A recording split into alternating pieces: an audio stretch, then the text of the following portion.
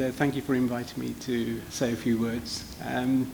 As you will have heard from my resume there, I know nothing about AI. It's not an area that I can profess any sort of skill in, but my brother actually works for a certain large company in the AI area.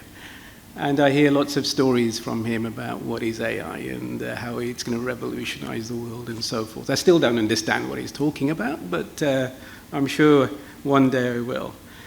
But lovely to meet you all, and welcome to Mumbai. We have essentially, as I was appointed here, we have our trade and investment and trade policy center here for the whole of South Asia. And it was something that I was very privileged to take on as a role for the UK government.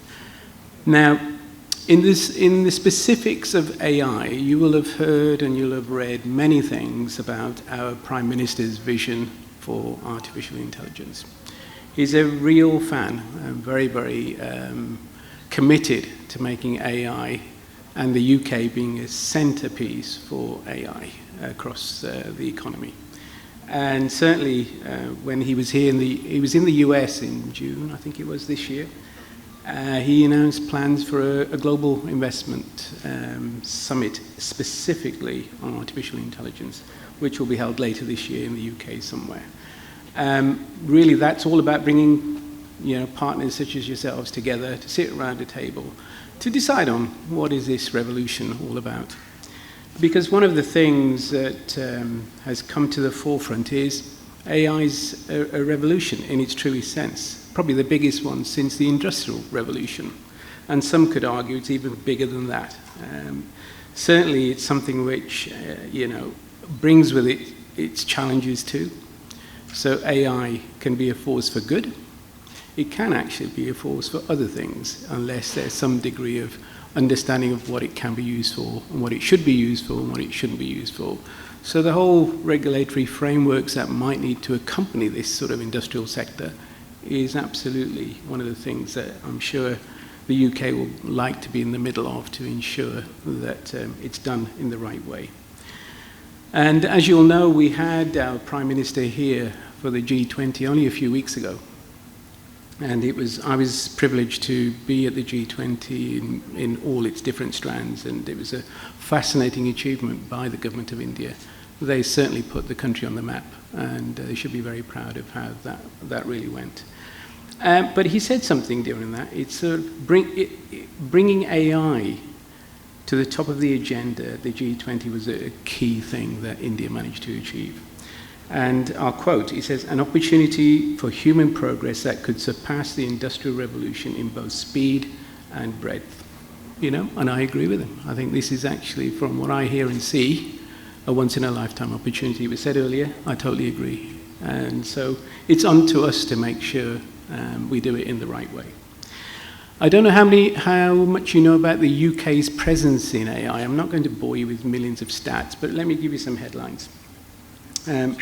It has one of the strongest AI strategies in the world, with significant government funding behind it. And certainly all the numbers will speak for themselves. The market currently is valued at 21 billion. So it's one of our key sectors. It's estimated to grow to about $1 trillion by 2035. So it's vertical. It's not a piecemeal stepwise. It's happening, and it's happening at a rate of knots. And all these AI startups in the UK double. When you combine France, Germany, we're double that.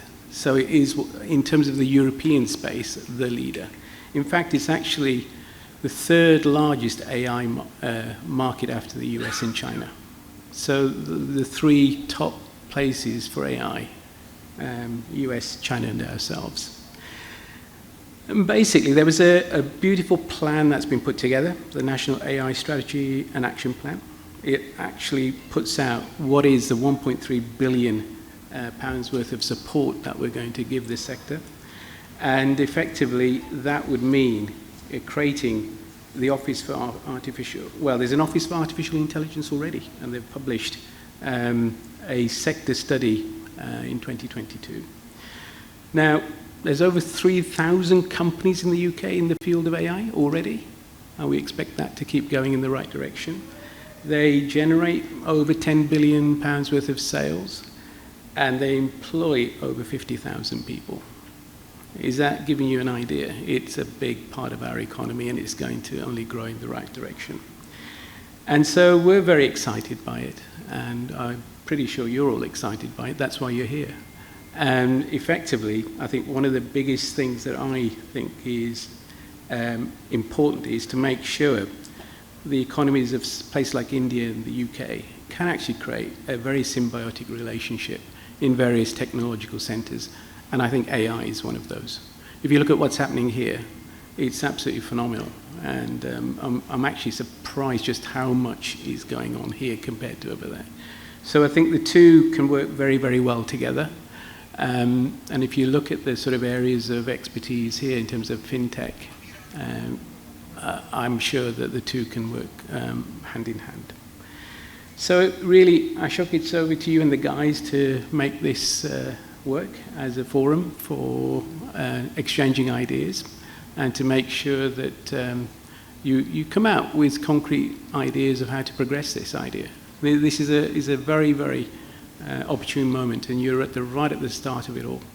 And I wish you all the best in making a very good start to this convention. And I hope to see you all soon. But I have to run right now because the Chief Minister of Maharashtra is expecting me in about half an hour. So I have to run. And thank you ever so much, and it's a delight to be here.